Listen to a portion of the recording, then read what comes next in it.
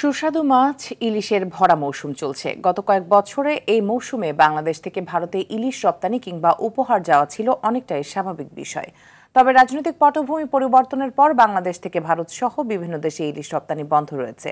এতে দেশের বাজারে কিছুটা স্বস্তি এসেছে, তবে আগুন লেগেছে ভারতের মাছের বাজারে। পাথরঘাটা প্রতিনিধি তাওহিদুল ইসলাম শুভর তথ্য ছবিতে জানাচ্ছেন সৈয়দ মাহমুদ।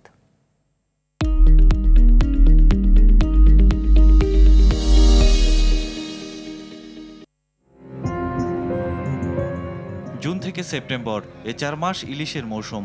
প্রাকৃতিক ও মানবসৃষ্ট কারণে কয়েক বছর ধরে ভরা মৌসুমেও দেশে ইলিশের হাহাকার।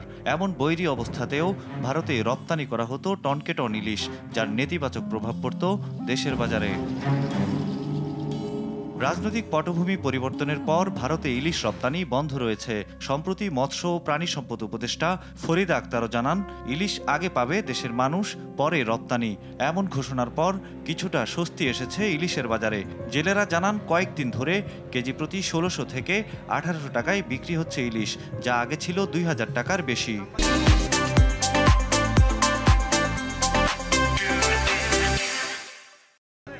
দাম আগের থেকে কমছে, মানে মাছ কিনতে আইতেছে, ব্যাগে ব্যাগে মাছ খেতে মানুষ খাইতে পারে। বাইরে গেলে তো মাছের দাম বেশি বাড়তি, তাহলে আর বাংলাদেশ মানে খাইতে পারবে না।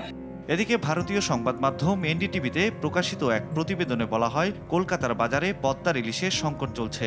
কলকাতার এক মাছ ব্যবসায়ী এনডিটিভিকে জানান, বাংলাদেশি ইলিশের সরবরাহে আকস্মিক পতন ঘটেছে, তাই দাম বাড়বে।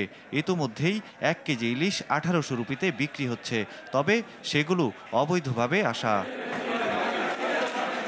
দেশের বাজারেও ইলিশের চাহিদার চেয়ে যোগান কম, যে কারণে হুটহাট দাম বাড়ছে সুস্বাদু এ মাছের। জেলেরা বলছেন, দেশে মাছ ধরার নিষেধাজ্ঞার সময় ভারতীয় জেলেরা তৎপর থাকে, এতে ব্যাহত হয় মাছের প্রজনন। রপ্তানি যদি না হয়, খুশি ভারতের ট্রলিং ঢুকেছে, বাংলাদেশের ট্রলিং না রাখতে পারে, তাহলে মাছ আরও বেশি কম।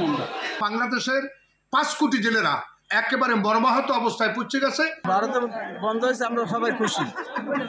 কথা বলছেন ভারতের আলাদা মাছ আমরা আমাদের দেশে মাছ ধরতে হয় না।